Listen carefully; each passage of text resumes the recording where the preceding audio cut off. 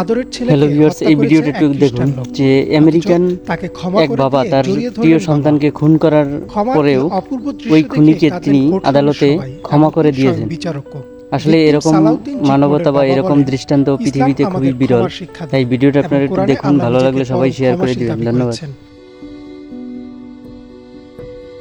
আব্দুল মুনিম সোমবাদ জিতমোর যুক্তরাষ্ট্রের কান্টাকিতে একটি ইসলামিক স্কুলের প্রিন্সিপাল।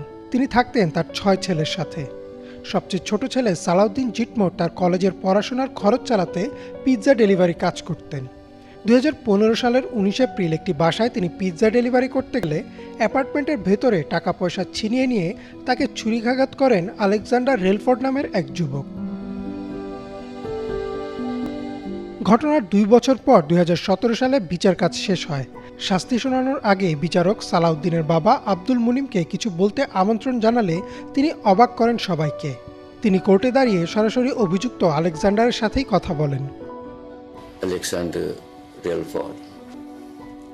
আলেকজান্ডার রেলফোর্ড, আমি খুবই দুঃখিত যে তুমি এমন পরিস্থিতিতে দাঁড়িয়েছ।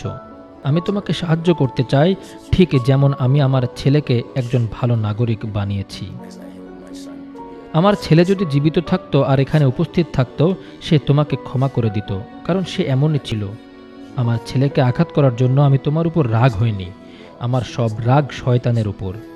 দোষ আসলে শয়তানের। সে তোমাকে ভুল পথে পরিচালিত করে এমন একটা অপরাধ করিয়েছে।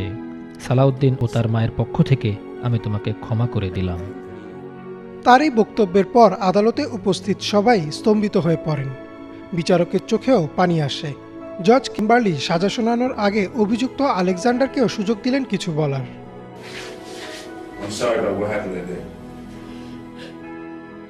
সেদিন যা হয়েছে তার জন্য আমি দুঃখিত, কিন্তু আমি আপনাকে ধন্যবাদ দিতে চাই।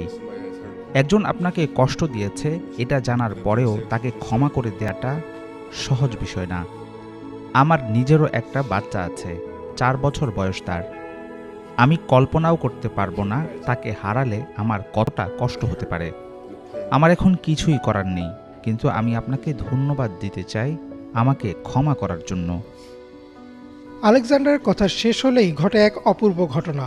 সালাউদ্দিনের বাবা উঠে এসে জড়িয়ে ধরলেন তার ছেলের হত্যাকারীকে। সে মুহূর্তে আদালতে উপস্থিত সবাই কান্নায় ভেঙে পড়লেন। আদালতের কাজ শেষে আব্দুল মুনিমকে প্রশ্ন করা হলে তিনি বলেন, যতক্ষণ আমি তাকে ক্ষমা করব না, আল্লাহ তাকে ক্ষমা করতে পারবেন না, তাই আমি তাকে ক্ষমা করে দিয়েছি। আমি যদি বাবা হিসেবে তাকে ক্ষমা না করি, মহান আল্লাহ তাকে ক্ষমা করতে পারবেন না, কারণ সে আমার আর আমার পরিবারের কাছে দায়বদ্ধ। যেহেতু আমি তাকে ক্ষমা করে দিয়েছি, এখন আল্লাহ তাকে ক্ষমা করতে পারবেন। আল্লাহ কোরআনে বলেন, আল্লাহ পরম ক্ষমাশীল ও পরম দয়ালু। তাই আমি এখন তাকে বলবো, তুমি আল্লাহর কাছে ক্ষমা চাও, তোমার সামনে একটা সুন্দর ভবিষ্যৎ আছে। আব্দুল মুনিম বিশ্ববাসীকে চোখে আঙুল দিয়ে দেখিয়ে দিলেন ইসলামের সৌন্দর্য ও ক্ষমার মহত্তা। তার এই ঘটনা হয়তো দৃষ্টান্ত হয়ে থাকবে পশ্চিমা বিশ্বের জন্য, বিশেষ করে তাদের জন্য যারা বলেন ইসলাম উগ্রবাদীদের ধর্ম। ইমরান মাহমুদ, বাংলা ভিশন।